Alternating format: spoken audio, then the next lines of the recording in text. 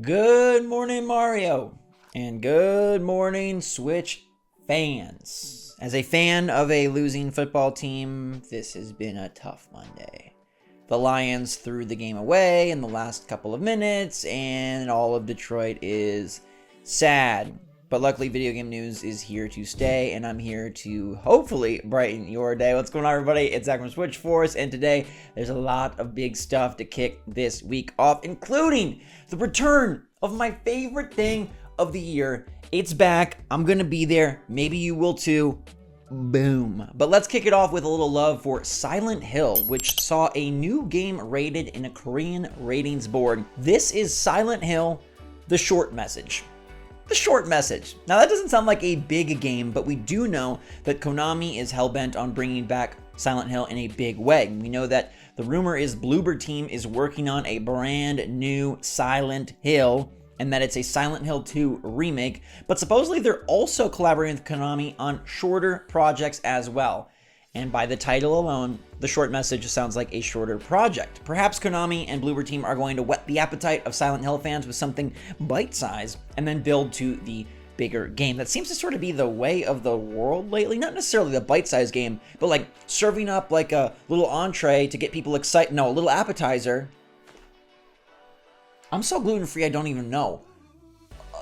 Yeah, a little appetizer, a little amuse-bouche, what do they say? A little thing at the beginning of the meal, so then you're ready for the big thing. That's what they're trying to do. We'll have to see. This should be announced shortly if it's being rated. Now, there is a chance it's a pachinko machine, but that's probably unlikely. There was Konami doing like Metal Gear Pachinko and stuff, but it's probably a game. It's probably just short, and we'll have to wait and see where it comes, what platforms, and when, but expect to hear something soon, given that it's already getting a rating. Now, speaking of soon, we will be getting an Avatar game soon, and no, I'm not talking about the Blue People, although that's back in the box office in a big way, busting out $30 million for a movie that came out a decade ago.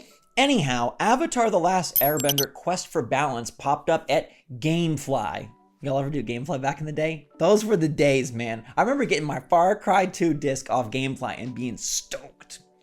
Just waiting for the mail every freaking day. That mailman, his name was Bill. Back when I got that, I knew him well because I was so excited for the mail in that era. Anyways, this is supposedly popping on November 8th, which is out soon, and it supposedly has Breath of the Wild art style and will feature many, many books of Avatar, the Airbender, of course. Now, there hasn't been a great Avatar game. Avatar's biggest claim to fame is 1,000 gamer score, easy peasy lemon squeezy, back on Xbox 360. So hopefully this can do better. It probably won't be great. We'll have to wait and see, but it is another game that is popping up elsewhere before it's officially announced, and this one would be on Switch, which is good. Rolling right along, Star Wars is dun dun dun dun dun dun dun dun dun its way towards all of our systems frequently. All right, the Disney takeover of the video game space is in full swing. Marvel and Star Wars games are just proliferating. They're like rabbits, not rabbids.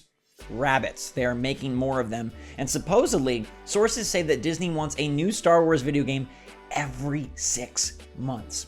That is a lot of Star Wars. Now, on the Switch side of things, we've gotten older games like the Jedi franchise, not the new Jedi franchise, but the old Jedi franchise. We have KOTOR over there, and we are getting Star Wars Hunters, which is Zynga's mobile Switch project, probably. But given the fact that they want to make more Star Wars games, maybe eventually we can get one of the big ones. We know that Jedi Survivor, the sequel to Fallen Order, is supposed to come out early next year, and that is awesome from Respawn. That first game was fantastic, a hybrid of Dark Souls meets Uncharted meets Star Wars.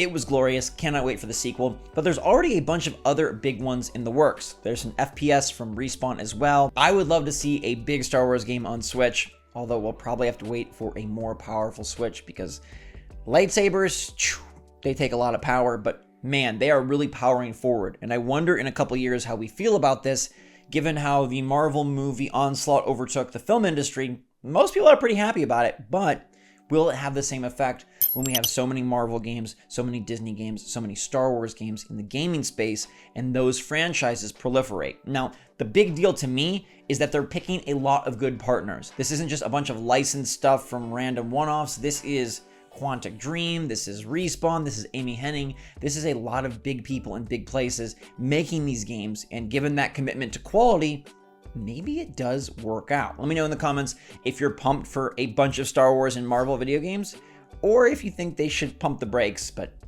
they're not going to. It's back, baby! And no, I'm not talking about Severance. That's apparently not back till like next fall, taking forever for one of the best shows on television. But E3 is back. It's been gone because of COVID. It's been gone because it was a disaster. It's been gone. It's been gone. It's back. We know that ReedPop took over. These are the folks that put on PAX, and they were primed to pump some life into this dying show. And now they have dates and a plan, with June 13th through 15th being the business days for all the big business people to have it nice and quiet and do their work and check out the games. And then Consumer Gamer Days will be the 15th and 16th. So the 15th is an overlap day, and the 16th is just a gamer day. So they're making this more of a hybrid event.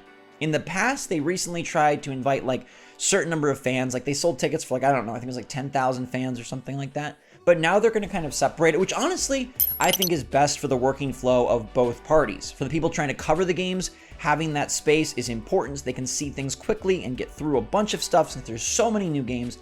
And then for the fans and the gamers, you don't want to have everything be mucked about and people looking down on you and telling you, oh, the demo station's closed off because we have to get this guy from GameSpot in. No, you just want time to go play the games. Apparently, they're opening up a bunch of the convention center, bringing back Kensha Hall, more space, more games, and are really going to work with everybody doing showcases around E3. Not just those in the convention center, but everybody to try and unite things again to be one big event. And that's the big takeaway.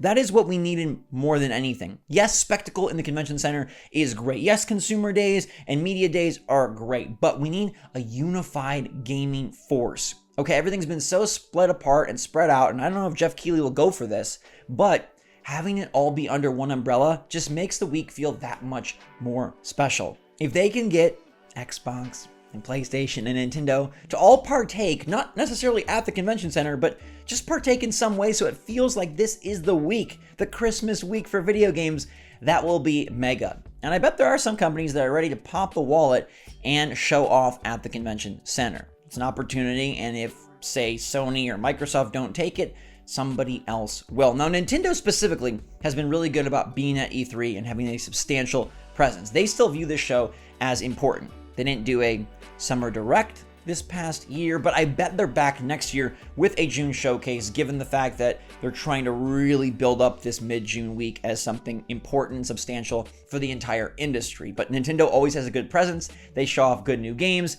By this time next year, by June 13th, we'll already have Tears of the Kingdom. And that means Nintendo will probably be showing off Metroid Prime 4, maybe a new 3D Mario, something we can't quite predict. Their E3 is poised to be exciting because they've gotten so much out the way. So much of their release will be cleared out. You know, Pokemon Scarlet Violet, out.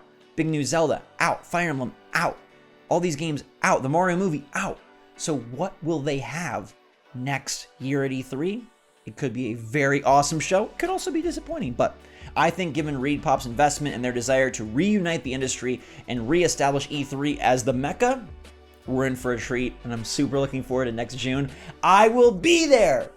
And maybe I'll see some of you there. We can have a little powwow on those crossover days. That would be pretty darn cool. Let me know if you're pumped for E3 to return, whether you're watching it online, paying attention to the stories on Twitter, or you're going to try to go and meet me there next summer. We wrap with a poll. Do you think we'll hear Chris Pratt's Mario voice in the upcoming Mario movie trailer on October the 6th? That's coming up in like 2 weeks' time. Chris Pratt said it'll blow you away, but will he blow us away with his pseudo-Italian Mario accent?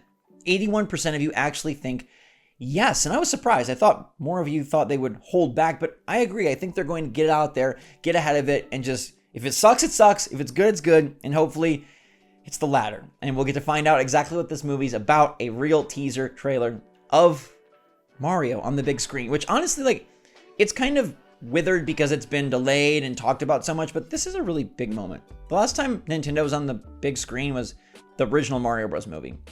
Kind of a travesty, kind of a cult classic.